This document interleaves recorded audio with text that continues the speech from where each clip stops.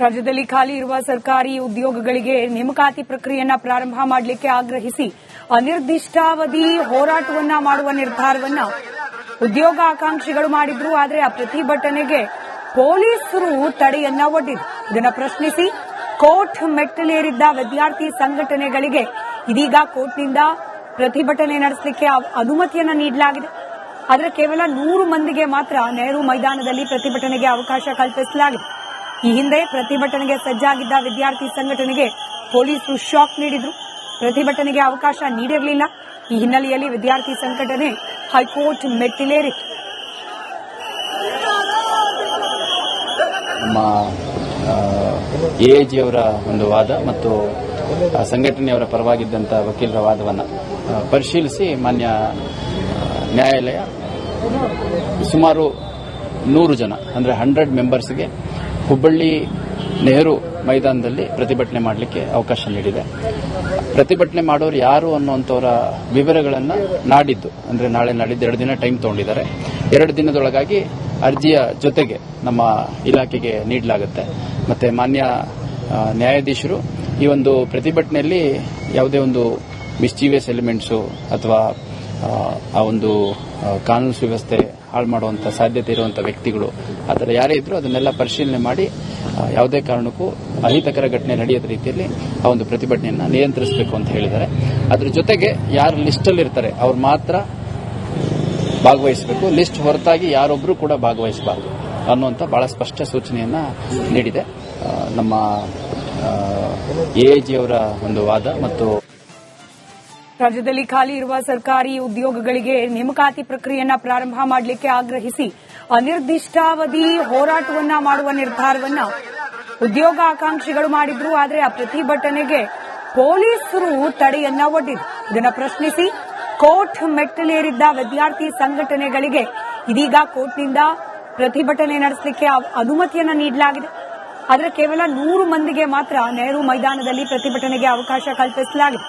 ಈ ಹಿಂದೆ ಪ್ರತಿಭಟನೆಗೆ ಸಜ್ಜಾಗಿದ್ದ ವಿದ್ಯಾರ್ಥಿ ಸಂಘಟನೆಗೆ ಪೊಲೀಸರು ಶಾಕ್ ನೀಡಿದ್ರು.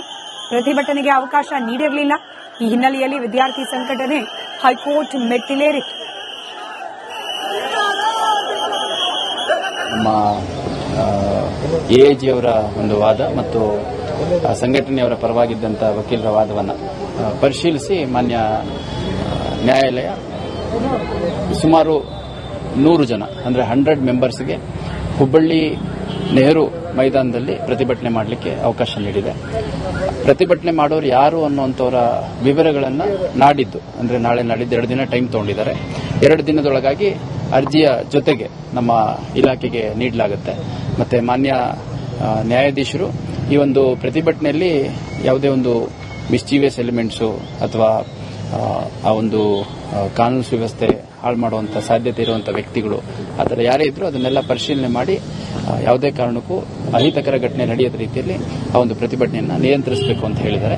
ಅದರ ಜೊತೆಗೆ ಯಾರು ಲಿಸ್ಟಲ್ಲಿರ್ತಾರೆ ಅವ್ರು ಮಾತ್ರ ಭಾಗವಹಿಸಬೇಕು. ಲಿಸ್ಟ್ ಹೊರತಾಗಿ ಯಾರೊಬ್ಬರು ಕೂಡ ಭಾಗವಹಿಸಬಾರದು ಅನ್ನುವಂಥ ಬಹಳ ಸ್ಪಷ್ಟ ಸೂಚನೆಯನ್ನ ನೀಡಿದೆ. ನಮ್ಮ ಎಎಜಿಯವರ ಒಂದು ವಾದ ಮತ್ತು ರಾಜ್ಯದಲ್ಲಿ ಖಾಲಿ ಇರುವ ಸರ್ಕಾರಿ ಉದ್ಯೋಗಗಳಿಗೆ ನೇಮಕಾತಿ ಪ್ರಕ್ರಿಯೆಯನ್ನ ಪ್ರಾರಂಭ ಮಾಡಲಿಕ್ಕೆ ಆಗ್ರಹಿಸಿ ಅನಿರ್ದಿಷ್ಟಾವಧಿ ಹೋರಾಟವನ್ನ ಮಾಡುವ ನಿರ್ಧಾರವನ್ನ ಉದ್ಯೋಗ ಆಕಾಂಕ್ಷಿಗಳು ಮಾಡಿದ್ರು. ಆದರೆ ಆ ಪ್ರತಿಭಟನೆಗೆ ಪೊಲೀಸರು ತಡೆಯನ್ನ ಒಡ್ಡಿದ್ರು. ಇದನ್ನು ಪ್ರಶ್ನಿಸಿ ಕೋರ್ಟ್ ಮೆಟ್ಟಿಲೇರಿದ್ದ ವಿದ್ಯಾರ್ಥಿ ಸಂಘಟನೆಗಳಿಗೆ ಇದೀಗ ಕೋರ್ಟ್ನಿಂದ ಪ್ರತಿಭಟನೆ ನಡೆಸಲಿಕ್ಕೆ ಅನುಮತಿಯನ್ನ ನೀಡಲಾಗಿದೆ. ಆದರೆ ಕೇವಲ 100 ಮಂದಿಗೆ ಮಾತ್ರ ನೆಹರು ಮೈದಾನದಲ್ಲಿ ಪ್ರತಿಭಟನೆಗೆ ಅವಕಾಶ ಕಲ್ಪಿಸಲಾಗಿದೆ. ಈ ಹಿಂದೆ ಪ್ರತಿಭಟನೆಗೆ ಸಜ್ಜಾಗಿದ್ದ ವಿದ್ಯಾರ್ಥಿ ಸಂಘಟನೆಗೆ ಪೊಲೀಸರು ಶಾಕ್ ನೀಡಿದ್ರು. ಪ್ರತಿಭಟನೆಗೆ ಅವಕಾಶ ನೀಡಿರಲಿಲ್ಲ. ಈ ಹಿನ್ನೆಲೆಯಲ್ಲಿ ವಿದ್ಯಾರ್ಥಿ ಸಂಘಟನೆ ಹೈಕೋರ್ಟ್ ಮೆಟ್ಟಿಲೇರಿತ್ತು. ನಮ್ಮ ಎಎಜಿಯವರ ಒಂದು ವಾದ ಮತ್ತು ಸಂಘಟನೆಯವರ ಪರವಾಗಿದ್ದಂಥ ವಕೀಲರ ವಾದವನ್ನು ಪರಿಶೀಲಿಸಿ ಮಾನ್ಯ ನ್ಯಾಯಾಲಯ ಸುಮಾರು 100 ಜನ ಅಂದರೆ 100 ಮೆಂಬರ್ಸ್ಗೆ ಹುಬ್ಬಳ್ಳಿ ನೆಹರು ಮೈದಾನದಲ್ಲಿ ಪ್ರತಿಭಟನೆ ಮಾಡಲಿಕ್ಕೆ ಅವಕಾಶ ನೀಡಿದೆ. ಪ್ರತಿಭಟನೆ ಮಾಡೋರು ಯಾರು ಅನ್ನುವಂಥವರ ವಿವರಗಳನ್ನು ನಾಡಿದ್ದು ಅಂದರೆ ನಾಳೆ ನಾಡಿದ್ದು 2 ದಿನ ಟೈಮ್ ತಗೊಂಡಿದ್ದಾರೆ. 2 ದಿನದೊಳಗಾಗಿ ಅರ್ಜಿಯ ಜೊತೆಗೆ ನಮ್ಮ ಇಲಾಖೆಗೆ ನೀಡಲಾಗುತ್ತೆ. ಮತ್ತೆ ಮಾನ್ಯ ನ್ಯಾಯಾಧೀಶರು ಈ ಒಂದು ಪ್ರತಿಭಟನೆಯಲ್ಲಿ ಯಾವುದೇ ಒಂದು ಮಿಸ್ಚೀವಿಯಸ್ ಎಲಿಮೆಂಟ್ಸು ಅಥವಾ ಆ ಒಂದು ಕಾನೂನು ಸುವ್ಯವಸ್ಥೆ ಹಾಳು ಮಾಡುವಂತ ಸಾಧ್ಯತೆ ಇರುವಂತಹ ವ್ಯಕ್ತಿಗಳು ಆ ಥರ ಯಾರೇ ಇದ್ರೂ ಅದನ್ನೆಲ್ಲ ಪರಿಶೀಲನೆ ಮಾಡಿ ಯಾವುದೇ ಕಾರಣಕ್ಕೂ ಅಹಿತಕರ ಘಟನೆ ನಡೆಯದ ರೀತಿಯಲ್ಲಿ ಆ ಒಂದು ಪ್ರತಿಭಟನೆಯನ್ನು ನಿಯಂತ್ರಿಸಬೇಕು ಅಂತ ಹೇಳಿದ್ದಾರೆ. ಅದ್ರ ಜೊತೆಗೆ ಯಾರು ಲಿಸ್ಟಲ್ಲಿ ಇರ್ತಾರೆ ಅವ್ರು ಮಾತ್ರ ಭಾಗವಹಿಸಬೇಕು, ಲಿಸ್ಟ್ ಹೊರತಾಗಿ ಯಾರೊಬ್ಬರು ಕೂಡ ಭಾಗವಹಿಸಬಾರದು ಅನ್ನುವಂಥ ಬಹಳ ಸ್ಪಷ್ಟ ಸೂಚನೆಯನ್ನ ನೀಡಿದೆ. ನಮ್ಮ ಎಎಜಿ ಅವರ ಒಂದು ರಾಜ್ಯದಲ್ಲಿ ಖಾಲಿ ಇರುವ ಸರ್ಕಾರಿ ಉದ್ಯೋಗಗಳಿಗೆ ನೇಮಕಾತಿ ಪ್ರಕ್ರಿಯೆಯನ್ನ ಪ್ರಾರಂಭ ಮಾಡಲಿಕ್ಕೆ ಆಗ್ರಹಿಸಿ ಅನಿರ್ದಿಷ್ಟಾವಧಿ ಹೋರಾಟವನ್ನ ಮಾಡುವ ನಿರ್ಧಾರವನ್ನ ಉದ್ಯೋಗಾಕಾಂಕ್ಷಿಗಳು ಮಾಡಿದ್ರು. ಆದರೆ ಆ ಪ್ರತಿಭಟನೆಗೆ ಪೊಲೀಸರು ತಡೆಯನ್ನ ಒಡ್ಡಿದ್ರು. ಇದನ್ನು ಪ್ರಶ್ನಿಸಿ ಕೋರ್ಟ್ ಮೆಟ್ಟಿಲೇರಿದ್ದ ವಿದ್ಯಾರ್ಥಿ ಸಂಘಟನೆಗಳಿಗೆ ಇದೀಗ ಕೋರ್ಟ್ನಿಂದ ಪ್ರತಿಭಟನೆ ನಡೆಸಲಿಕ್ಕೆ ಅನುಮತಿಯನ್ನ ನೀಡಲಾಗಿದೆ. ಆದರೆ ಕೇವಲ 100 ಮಂದಿಗೆ ಮಾತ್ರ ನೆಹರು ಮೈದಾನದಲ್ಲಿ ಪ್ರತಿಭಟನೆಗೆ ಅವಕಾಶ ಕಲ್ಪಿಸಲಾಗಿದೆ. ಈ ಹಿಂದೆ ಪ್ರತಿಭಟನೆಗೆ ಸಜ್ಜಾಗಿದ್ದ ವಿದ್ಯಾರ್ಥಿ ಸಂಘಟನೆಗೆ ಪೊಲೀಸರು ಶಾಕ್ ನೀಡಿದ್ರು. ಪ್ರತಿಭಟನೆಗೆ ಅವಕಾಶ ನೀಡಿರಲಿಲ್ಲ. ಈ ಹಿನ್ನೆಲೆಯಲ್ಲಿ ವಿದ್ಯಾರ್ಥಿ ಸಂಘಟನೆ ಹೈಕೋರ್ಟ್ ಮೆಟ್ಟಿಲೇರಿತ್ತು.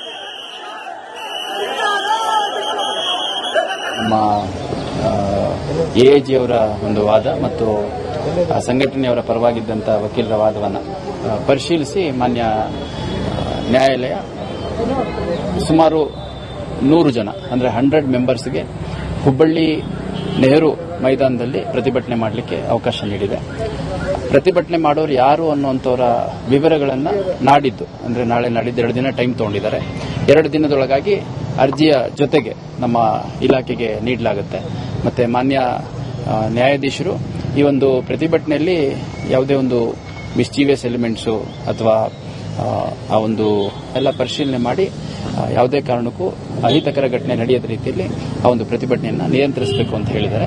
ಅದ್ರ ಜೊತೆಗೆ ಯಾರು ಲಿಸ್ಟಲ್ಲಿ ಇರ್ತಾರೆ ಅವ್ರು ಮಾತ್ರ ಭಾಗವಹಿಸಬೇಕು, ಲಿಸ್ಟ್ ಹೊರತಾಗಿ ಯಾರೊಬ್ಬರು ಕೂಡ ಭಾಗವಹಿಸಬಾರದು ಅನ್ನುವಂಥ ಬಹಳ ಸ್ಪಷ್ಟ ಸೂಚನೆಯನ್ನ ನೀಡಿದೆ.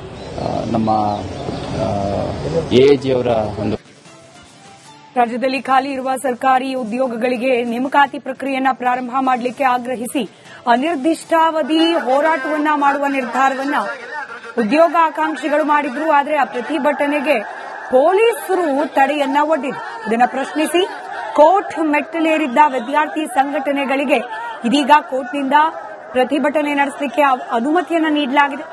ಆದರೆ ಕೇವಲ 100 ಮಂದಿಗೆ ಮಾತ್ರ ನೆಹರು ಮೈದಾನದಲ್ಲಿ ಪ್ರತಿಭಟನೆಗೆ ಅವಕಾಶ ಕಲ್ಪಿಸಲಾಗಿದೆ. ಈ ಹಿಂದೆ ಪ್ರತಿಭಟನೆಗೆ ಸಜ್ಜಾಗಿದ್ದ ವಿದ್ಯಾರ್ಥಿ ಸಂಘಟನೆಗೆ ಪೊಲೀಸರು ಶಾಕ್ ನೀಡಿದ್ರು. ಪ್ರತಿಭಟನೆಗೆ ಅವಕಾಶ ನೀಡಿರಲಿಲ್ಲ. ಈ ಹಿನ್ನೆಲೆಯಲ್ಲಿ ವಿದ್ಯಾರ್ಥಿ ಸಂಘಟನೆ ಹೈಕೋರ್ಟ್ ಮೆಟ್ಟಿಲೇರಿತ್ತು. ನಮ್ಮ ಎಎಜಿ ಅವರ ಒಂದು ವಾದ ಮತ್ತು ಸಂಘಟನೆಯವರ ಪರವಾಗಿದ್ದಂಥ ವಕೀಲರ ವಾದವನ್ನು ಪರಿಶೀಲಿಸಿ ಮಾನ್ಯ